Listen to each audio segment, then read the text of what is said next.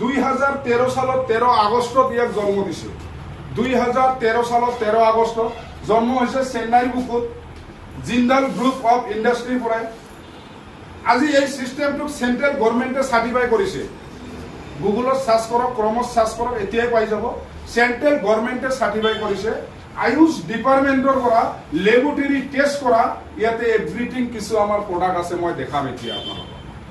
2013 সালত 13 আগষ্টত জন্ম লোৱা কোম্পানীটোৰ MD মিষ্টাৰ প্ৰবীঞ্জয় চন্দন ছাৰ, তেখেতৰ কাৰণে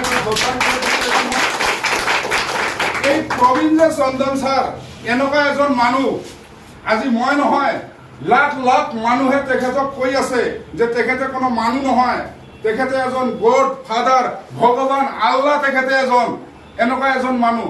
তেখেতে অকলে কোটিপতি হোৱা নাই, অল অভাৰ অল ইণ্ডিয়াত লাখ লাখ মানুহক কোটিপতি বনাই দিছে। সাপোজ আজি আমি ইয়াতে 4জন কিন্তু আপোনালোকৰ সন্মুখত উপস্থিত আছো, 4জন উপস্থিত আছো আপোনালোকৰ সন্মুখত, যে এনেকুৱা এটা চিষ্টেম। তো ইয়াতে আমাৰ হল মিষ্টাৰ প্ৰবীঞ্জয় চন্দন MD, আমাৰ next generation MD, next generation. ইয়াতে কিন্তু 3টা জেনেৰেশ্যন আছে, মই আপোনালোকক দেখাম। আমাৰ নেক্সট জেনেৰেশ্যন MD মিষ্টাৰ নিখিলজী চন্দন ছাৰ, আমাৰ প্ৰবীঞ্জয় চন্দন ছাৰৰ 3 নম্বৰ ল'ৰা মিষ্টাৰ নিখিলজী চন্দন ছাৰ। আজি এই চিষ্টেমটো অনলি 12 বছৰ, ৰানিং 12 বছৰ। এই 12 বছৰৰ কোম্পানীত কিন্তু আজি ইয়াতে মানে 86,000 প্লাছ মানুহ ইয়াতে আজি কোটিপতি আছে। 86,000 প্লাছ মানুহ কোটিপতি।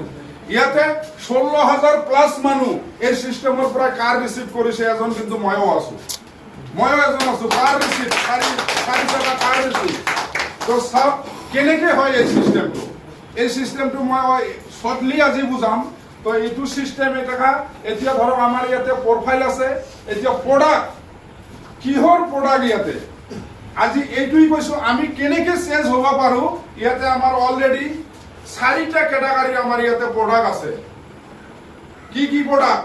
যিবোৰ প্ৰডাক্ট আমাৰ ৰাতিপুৱাৰ পৰা ৰাতি লাগি আমাৰ ঘৰত যে আমি ব্যৱহাৰ কৰো, ৰাতিপুৱাৰ পৰা ৰাতি লাগি আমাৰ নিজৰ ঘৰত লগা বস্তুবোৰ। ইয়াতে পাৰ্চনেল কেয়াৰৰ প্ৰডাক্ট আছে, ইয়াতে হোম কেয়াৰৰ প্ৰডাক্ট আছে, ইয়াতে হেল্থ কেয়াৰৰ প্ৰডাক্ট আছে, ইয়াতে আকৌ এগ্ৰিকালচাৰৰ প্ৰডাক্ট আছে। তো ৰাতিপুৱালৈ আমাক কি লাগে? কলগেট আৰু ব্ৰাছ লাগে, টুথপেষ্ট ব্ৰাছ লাগে, তাতো এইটোতো লাগে। তে আমি হয়তো ইয়াতে বহুতে কলগেট, কলিজাপ, সেন্সুডেন্ট এইবিলাকে ব্যৱহাৰ কৰি আছো। ইয়েছ নে নো? এইবিলাকে ব্যৱহাৰ কৰি আছো। আজি ইয়াতে মেক্সিমাম মানুহ আছে এই কলগেট, কলিজাপ, সেন্সুডেন্ট এইবোৰ ব্যৱহাৰ কৰা বন্ধ কৰি দি আমাৰ ইয়াতে কি কৰি আছে?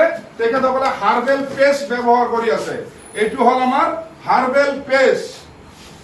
আজি চাওক দাঁতৰ কাৰণে কিন্তু এতিয়া যদি ডক্টৰৰ তাতে যায়, তেখেতে কিন্তু ভাল এটা কলগেট লিখি দিব, সেন্সুডেন্ট লিখি দিব যে এইটো একদম দাঁতৰ কাৰণে নাম্বাৰ 1। কিন্তু সেইটো কলগেট ব্যৱহাৰ কৰিও কিন্তু ডক্টৰৰ তাতে যাই লাইন ধৰিব লাগে। আৰ আজি আমাৰ হাতত যেটো আছে এইটো হল আমাৰ দাঁতৰ ডক্টৰ। দাঁতৰ যিকোনো সমস্যা সমাধান কৰিব পাৰে আমাৰ এই প্ৰডাক্টটো। কাবাৰ ঠাণ্ডা পানী খালে দাঁত হিৰহিৰাই, কাবাৰ ব্ৰাছ মাৰিলে তেজ পৰে, কাবাৰ মাৰি খোলা, কাবাৰ দাঁতৰ গুৰত ইনফেকশন হৈ গৈছে, দাঁত পকাই খাই আছে, আমাৰ বয়স হৈ আছে, দাঁত লৰে বিহাই, এভৰিথিং দাঁতৰ কাম কৰে আমাৰ এই পেষ্টটো। আৰু এই পেষ্টটো যদি আমাৰ ঘৰত থাকে তেনেহলে আজি আমি ইয়াতে যিমান কেইজন আছো, হয়তো আমি অলপ পিছত যাওঁতে ৰাতি 10টাৰ পিছত ভাত খাওয়াৰ পিছত ৰাতি 10টা বজাত হঠাৎ ডেসেন্ট্ৰি হৈ যায়, হয় না নহয়? ঘৰত লৰাই হোক, ছোৱালী হোক, ডাঙৰৰে হোক, হয় না নহয়? হয়তো যদি ডেসেন্ট্ৰি হয় তেনেহলে আমি কি কৰিব লাগিব? ঘৰত কি টেবলেট আনা থাকে? নাথাকে নহয়। তেতিয়া ফাৰ্মাসীত যাব লাগিব, নয়তো ফোন কৰিব লাগিব। যদি এই পেষ্টটো ঘৰত থাকে, নো ডক্টৰ, নো ফাৰ্মাসী। এই পেষ্টটো কুহুমীয়া গৰম পানীত গুলাই খুৱাই দিব, লগে লগে পাতলা পায়খানা কিন্তু বন্ধ হৈ যাব এই পেষ্টটোৰ দ্বাৰা। এতিয়া চাব, লৰাই হোক, ছোৱালী হোক, পুৰা জ্বৰ আহি গৈছে ৰাতি, তেনেহলে তো মাক বাপেকৰ হুলুচ তুলুচ লাগি যায়। কি কৰো কি নকৰো, মাথাত পানী ঢালো, ক'ত লৈ যাওঁ ক'ত লৈ নাযাওঁ, হয় না নহয়? এই পেষ্টটো কুহুমীয়া পানীত গুলাই কিনি খুৱাই দিব, লগে লগে কিন্তু তেখেতৰ জ্বৰৰ তাপটো কিন্তু নৰ্মাল কৰি দিব। ৰাতিটো আৰামছে চলিটোক লৈ থাকিব পাৰিব, তাৰ পিছত দিনা পুৱাই কিন্তু আপুনি চলিটোক লৈ যিকোনো এটা ব্যৱস্থা কৰিব পাৰে।